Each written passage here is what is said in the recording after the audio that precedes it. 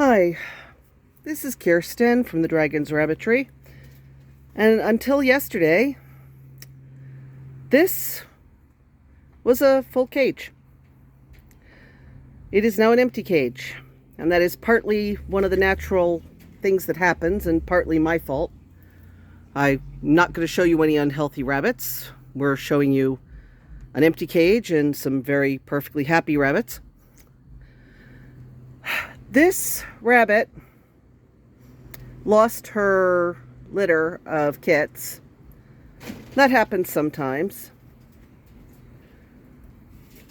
Unfortunately, I didn't find them until they were all cold. And because I was sick, I didn't think much of it. I just tidied everything up.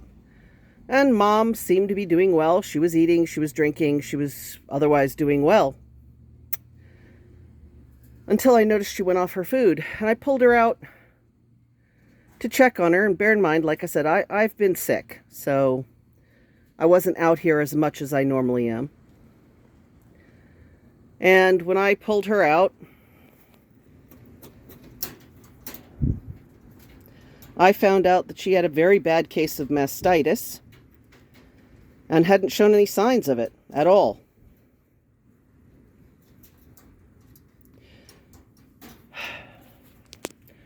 It was to the point where,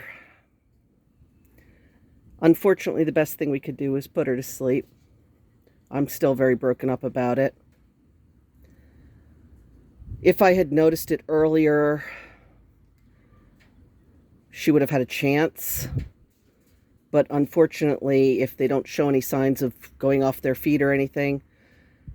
Now, I'm going to basically share this, even though I know I'm probably going to get some hate speech about it, because I want to tell anybody else that has rabbits that are breeding that you need...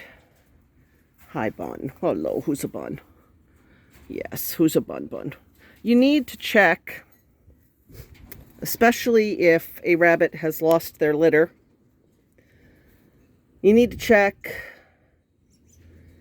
pretty much every day for like at least a week to make sure, hi there, sweetheart, to make sure that they are okay and that they are not developing mastitis.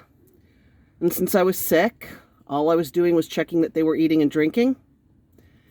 And usually that's the first sign that something's not right. And in this case, it was the last sign that something wasn't right. So I lost a rabbit that I loved very much. And I'll also admit I lost the litter of little rabbits that I was looking forward to.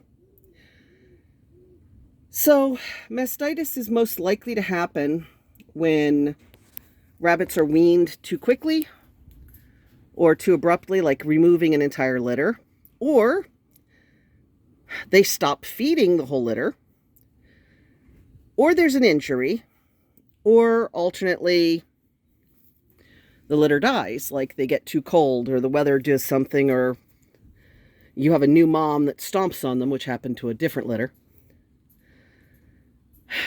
And what happens is there's nobody nursing, or there's an injury, and you end up with a mom who is producing milk. The milk isn't being expressed. You get an infection that possibly goes up into the milk ducts. And, well, you get a really horrible, horrible infection.